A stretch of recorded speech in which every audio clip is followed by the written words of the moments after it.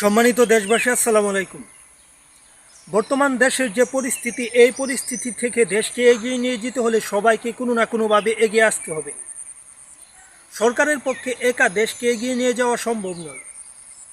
আমাদের দেশে প্রায় 20 কোটি জনসংখ্যা আছে। আমাদের সবাইকে কোনো না কোনোভাবে এগিয়ে আসতে হবে এবং এগিয়ে আসলে আমরা দেশকে পৃথিবীর সাথে তাল মিলিয়ে এগিয়ে নিয়ে যেতে পারবো। বর্তমান উন্নত বিশ্বের দিকে তাকালে আমরা অনেক পিছিয়ে আছি, সেটা আপনারা জানেন। এই পিছন থেকে আগানোর জন্যই আমরা সব দিক দিয়ে উন্নতি করতে হবে আমাদের। সে কারণে শিক্ষা, সংস্কৃতি, চিকিৎসা বা যোগাযোগ ব্যবস্থা সহ সব দিক থেকে আমাদের এগিয়ে যেতে হবে। বর্তমানে দেশে মাদকাসক্তর হার এত পরিমাণ বেড়েছে যা না বললে নয়।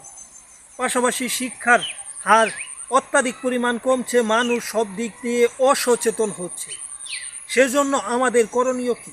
আমাদের করণীয় দেশে বাল্যবিবাহ রোধ, আমাদের করণীয় মাদকাসক্ত রোধ এবং দেশটাকে এগিয়ে নেওয়ার জন্য মানুষকে, সাধারণ জনগণকে সচেতন করা। সব দিক মিলিয়ে আমাদের এগিয়ে যেতে হবে। তাই আমরা যদি এগিয়ে যেতে চাই তাহলে আমাদের সবাইকে কোনো না কোনোভাবে কিছু করতে হবে। সে কারণে আমরা একটা সংগঠন তৈরি করেছি, যে সংগঠনের কাজ হচ্ছে মূলত মানুষকে বিভিন্ন সামাজিক সচেতনতা দেওয়া, শিক্ষার অধিকার ফিরিয়ে আনা, পাশাপাশি মাদকাসক্ত রোধ, বাল্যবিবাহ রোধ, নারী শিক্ষার উন্নয়ন আর শিশু শ্রম বন্ধ। এসব হচ্ছে আমাদের সংগঠনের কাজ।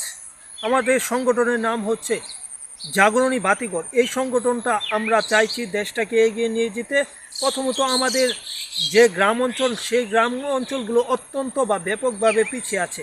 যদি চিকিৎসার বিষয় দেখি সেখানে তারা একেবারে পিছিয়ে, যদি আমরা শিক্ষার হার দেখি সেখানে পিছিয়ে, কিন্তু মাদকের কারবার দেখলে সেখানে অবশ্যই গ্রাম অঞ্চল অনেক এগিয়ে আছে। তাই আমাদেরকে এসব অপরাধমূলক কাজ থেকে দূরে থাকতে হবে এবং অন্যকে সচেতন করতে হবে এবং নারী শিক্ষা সহ নারীদের অধিকার ফিরিয়ে আনার জন্য কাজ করতে হবে এবং সংগ্রাম করতে হবে। সেজন্য মূলত আমরা এই সংগঠনটা তৈরি করেছি। যারা যারা এই সংগঠনে যোগদান করতে চান তারা অবশ্যই আমাদের সাথে যোগাযোগ করবেন এবং ইনবক্সে নক দেবেন, তাহলে আপনারা সংগঠনের সাথে যোগদান করতে পারবেন বা যোগ দিতে পারবেন। ধন্যবাদ সকলকে।